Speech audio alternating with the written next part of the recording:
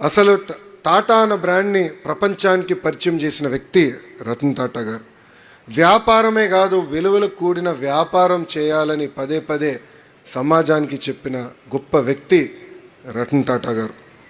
Country first అనే నినాదంతో ప్రపంచం మొత్తం వెళ్ళి కొన్ని సందర్భాల్లో హాస్టైల్ టేక్ ఓవర్ చేసడానికి అవకాశం ఉన్నా కూడా లేదు, భారతదేశ బ్రాండ్ ఇమేజ్ దెబ్బతింటుంది, నథింగ్ డూయింగ్, నేను చేయనని చెప్పిన వ్యక్తి రతన్ టాటా గారు.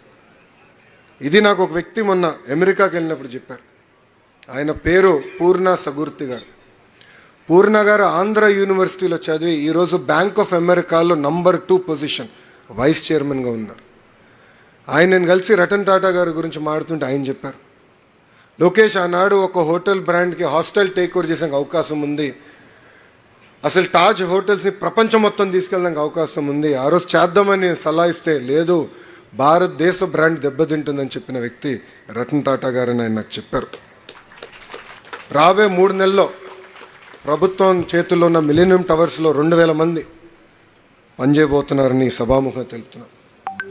రతన్ టాటా గారు చనిపోయారని తెలిసిన వెంటనే ఆ రోజు మా క్యాబినెట్ మీటింగ్ ఉంటే క్యాబినెట్ మీటింగ్ క్యాన్సిల్ చేసుకుని గౌరవ ముఖ్యమంత్రి గారు నేను కలిసి అక్కడికి వెళ్ళాం. ఆయన గుర్తుగా మన ప్రభుత్వం రతన్ టాటా ఇన్నోవేషన్ హబ్ అమరావతిలో ఏర్పాటు చేసి వరల్డ్ క్లాస్ ఇన్నోవేటర్స్ అందరిని అక్కడ తీసుకొస్తంతో పాటు మన లోకల్ ఆంటర్‌ప్రెన్యూర్స్ని ప్రోత్సహించి వాళ్ళకి మెరుగైన నెట్వర్కింగ్ ఆపర్చునిటీస్ ఇవ్వాలనే లక్ష్యంతో మేము త్వరలో ప్రారంభించబోతున్నామని ఈ సభాముఖంగా మీ అందరికీ తెలుపుతున్నాం. ఇక్కడ ఫస్ట్ ఇయర్ స్టూడెంట్స్ ఉన్నారు, సెకండ్ ఇయర్ స్టూడెంట్స్ ఉన్నారు, సీనియర్స్ అంటే 4th ఇయర్ స్టూడెంట్స్ ఉన్నారు. ఎగ్జామ్స్ అయిపోతే మీరు మీ దారి వెళ్ళిపోతారు. కానీ మీకు చదువు చెప్పిన ఉపాధ్యాయులు కానివ్వండి, లేదంటే మీరు ఏ కాలేజ్లో చదువుకున్నారు, ఏ స్కూల్లో చదువుకున్నారు, దయచేసి మర్చిపోద్దండి. మీ వంతు సేవ చేయండి, మాతృభూమి మన రాష్ట్రానికి సేవ చేయండి. మీ కంపెనీలో అడ్వకేసీ చేసి మీ కంపెనీ ఆఫీస్ని ఆంధ్ర రాష్ట్రంలో పెట్టించే బాధ్యత మీరందరూ తీసుకోవాలని ఈ సభాముఖంగా కోరుకుంటున్నాను. ఇంకా విద్యా వ్యవస్థ గురించి మీ అందరూ తెలుసు, చాలా కఠినమైన శాఖ. నాకు కఠినమైన శాఖలు బాగా ఇష్టం. నా జీవితంలో కూడా రోడ్ లెస్ ట్రావెల్ ఏదన్నా ఎతికి నేను ఆ రోడ్డు పైన వెళ్తా. మంగళగిరి నియోజకవర్గం తెలుగుదేశం పార్టీ 1985 తర్వాత గెలవలేదు, అంటే 40 సంవత్సరాలు గెలవని నియోజకవర్గంలో నేను పోటీ చేశా. 2019లో ఓడిపోయా, 5300 ఓట్లతో ఓడిపోయా.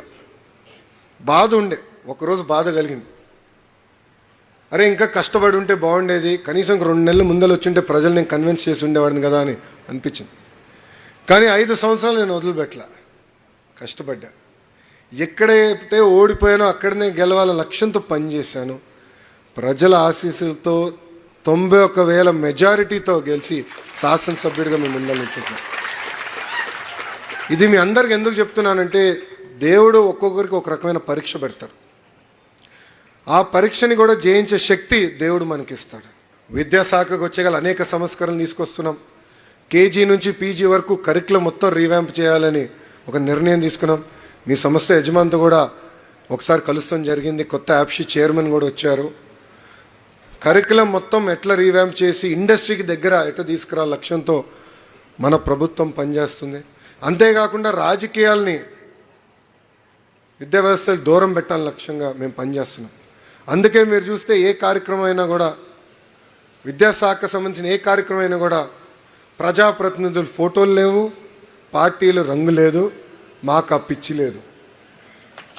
మీరు బాగా చదువుకోవాలి, మీకు మంచి ఉద్యోగాలు కల్పించాలని లక్ష్యంతో మేము అందరం పనిచేస్తున్నాం.